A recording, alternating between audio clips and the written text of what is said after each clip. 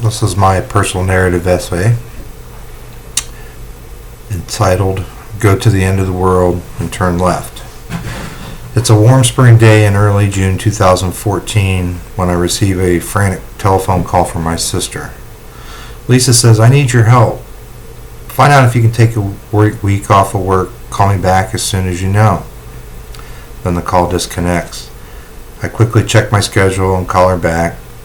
Lisa answers instantly, and I say, "Tell me what's going on. Is everybody okay?"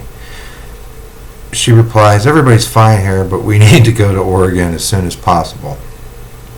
Lisa continues, "I told you Uncle Don passed away last winter while he buried all of his money and a bunch of gold coins in his house and on his property in Oregon." Lisa quips, "Brian, you're a cop. You specialize in finding things nobody wants you to find. The rest of the family has tried but couldn't find anything, and the family wants you to go."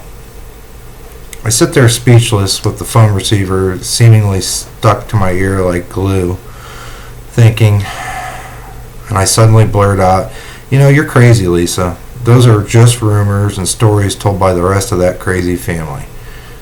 My sister absorbs my excited utterance in stride and says, "You may be right, but you could be wrong. Either way, you get an all-expenses paid trip to Oregon." I say to Lisa, "Make the arrangement. Let me know when we're departing." As I hang up the telephone, I wonder out loud, what have I just gotten myself into? The plane rockets off the runway in Cleveland, Ohio, turning west towards the peak of the Rocky Mountains. Lisa and I reflect on our knowledge of Don since the last time we spoke to him. In the early 1990s, Stockton, California became a little uncomfortable for Don and his brother Robert. The neighborhood around their homes and businesses deteriorates, and they sell off their assets and move. They pack an old 1972 Chevrolet pickup truck, a moving van, and leave Stockton, California, never to return. Don and Robert purchase a piece of land and a mobile home in an isolated town named Sprague River, Oregon. The town, situated in the dry, arid lands east of the Cascade Mountains with dramatic views of the snow-covered Mount McLaughlin. Don and Robert become reclusive with only occasional trips to Klamath Falls for necessities. They have electric, a landline telephone, which is still a party line, and a fireplace for heat. No television, no internet, satellite, only a transistor radio, the bare necessities. Robert became ill in 2005, passing from cancer later that year. Don continues his solitary existence until he perishes from a massive heart attack in the brutally cold Oregon winter of 2013. Don is found by the Klamath County Sheriff's Office after his sister Ardell is unable to reach him by telephone. The plane lands in Medford, Oregon after a white-knuckle ride over the Rocky Mountains, and we collect our luggage, pick up a rental car. It's stifling hot. Not humid, just dry heat like a desert. Lisa and I drive 2 hours to Klamath Falls and check into the local Holiday Inn. We decide to pay a visit to the Klamath County Sheriff's Office to get some idea of Sprague River. The uniformed deputy inside asks me for identification and shuttles us into a conference room off the lobby. We wait in the meeting room until a man comes in with a file folder and a cup of coffee. He identifies himself as a deputy sheriff, but he looked like something out of a cowboy movie. He's wearing jeans, a button-up shirt, long coat, cowboy boots, and a hat to match. He has a Colt 45 pistol hanging low off his belt strapped to his thigh. The deputy says, "You're a policeman in Ohio, and you're here about Don Taylor. Are you armed?" I reply, "No, sir." He asks, "Are you going up to Sprague River?" I reply, "Yes, we are, but I want to ask you if we need to concern about safety." Deputy pauses a moment and then replies, "A couple things you need to worry about. Bears, wolves, coyotes, a four-wheel drive vehicle, and tweakers. The deputy senses my confusion and continues, "Tweakers, meth heads, drug addicts. They manufacture that stuff up there, and it's real dangerous. I now understand that they cook methamphetamine in Sprague River, and from my experience, it is a nasty business."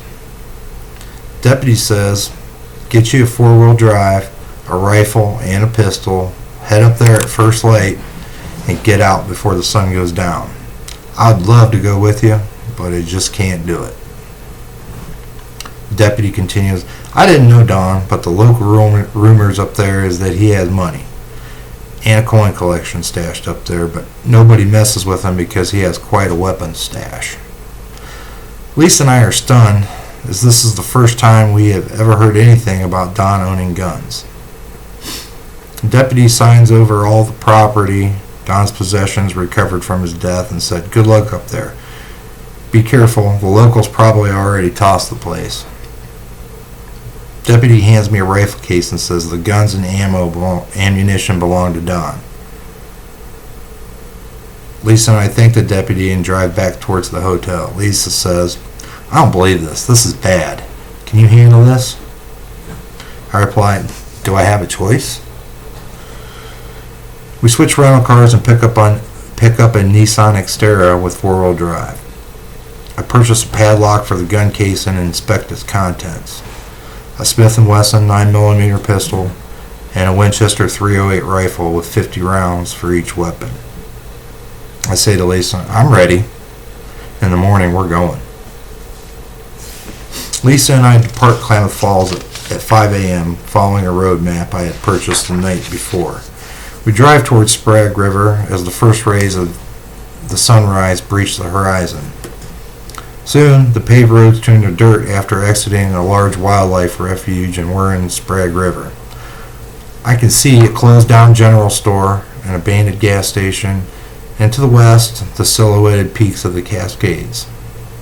I sarcastically inform Lisa, "Here we are, at the end of the world." I stop at the end of the road and quickly load and holster a pistol. I say to Lisa, "Here's the plan. I'm going to pull in at an angle so you can see the road and the door trailer. You stay in the truck, leave it running, and honk the horn if you see anybody." Lisa replied, "Okay, be careful." I exit the vehicle and I approach the door, which I can see has been pried open. I enter and announce myself, searching each room of the trailer, and fortunately, no one's inside. It is early in the morning, but there's sufficient light to see. Lisa says, "I think we're too late. Somebody probably already took everything." I reply, "Don would not have left it out in the open. I need time to look around." I spend what seems like an eternity looking around inside and out. I observe that firewood piles are strewn all over the property, and various holes are dug into the ground. The furniture inside the trailer has all been turned over and the mattresses flipped. I notice in the hallway a wall that is slightly a different color than the remainder of the walls. I inspect the adjoining walls and estimate there's about 2 feet of dead space in between. I knock a small hole in the wall and peer in the void with a flashlight. There, in the beam of light, sits a Montgomery Ward floor safe. I locate another safe buried in the ground below the trailer. Lisa discovers several small bags of gold and silver coins tucked in the bottom of potted plants. The old aluminum shed outside the trailer, upon closer inspection, has a false floor that contains several rifles, handguns, ammunition, and gold coins. Pamphlets and mailings from various religious groups and survivalist groups cover the floor. The literature reads, "The end of the world is upon us. Federal Reserve collapse is imminent, and preparation for doomsday is needed." The morning gives way to afternoon, and I feel 1,000 eyes on me every time I turn around. The hairs on The back of my neck are standing on end as we're loading safes, weapons, coins, and other personal effects into the Nissan Xterra. We have an audience carefully watching us, and my instincts are screaming at me as I motion Lisa over to the car. "Get in the car. We're leaving now," I said calmly as possible. The smile fades from Lisa's face as she catches a glimpse of the groaning audience. Lisa slams the car door, locking it in one swift motion as we speed down the pothole-filled roads. My heart is pounding as several people are standing alongside the road staring at us as we roar by them in a cloud of dust. I came upon the first intersection that led to the wildlife refuge, and Lisa shouts, "Turn left!" As we roll into Klamath Falls, a wave of relief sweeps over me. I exclaim, "We made it." The remainder of the week, Lisa and I deal with the final arrangements for Don and Robert Taylor. We open the safe, which contains thousands of gold coins, cash, handguns, and keys to a safety deposit box. All totaled, we recover assets more than $750,000. The plane roars over the peaks of the Rocky Mountains towards Ohio, and as I begin to reflect on my experience. Many will read this and assume that Don and Robert were doomsday preppers, readying for an apocalypse that never came. Or, like me, think only a crazy person hides their money at home.